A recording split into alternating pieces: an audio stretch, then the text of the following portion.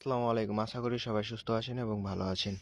এবছরে আমাদের কাছে অনেকে চারা নিয়েছিলেন, তবে অনেককে আমি চারা দিতে পারিনি। তার তার মেন কারণ হলো যে আমার চারা না থাকার কারণে আমি সবাইকে ঠিকমতো চারা এবছরে সেল করতে পারিনি। কারণ আমাদের এই এলাকায় অনেক বর্ষা হয়েছিল, যারা আমার ভিডিও দেখেন তারা দেখেছেন অনেক বৃষ্টির কারণে আমাদের এলাকায় অনেকগুলো প্রজেক্ট নষ্ট হয়ে গেছিলো। সেক্ষেত্রে আমরা চারা সবাইকে দিতে পারিনি আমাদের চারা শর্টের কারণে। তবে আমরা এই যাকে যাকে চারা দিয়েছিলাম তাদের চারাগুলো কেমন আছে ইনশাল্লাহ আপনারা কমেন্টে সবাই জানাবেন যে চারাগুলো কেমন গ্রোথ হয়েছে। দেখেন আমার গাছগুলোতে প্রতিটা গাছে ফুল আসে, এগুলো আমেরিকান ফেস্টিভ্যাল থাইল্যান্ড যেগুলো মাদার প্ল্যান্ট ওইগুলোতে কিছু ফল হারভেস্ট হচ্ছে।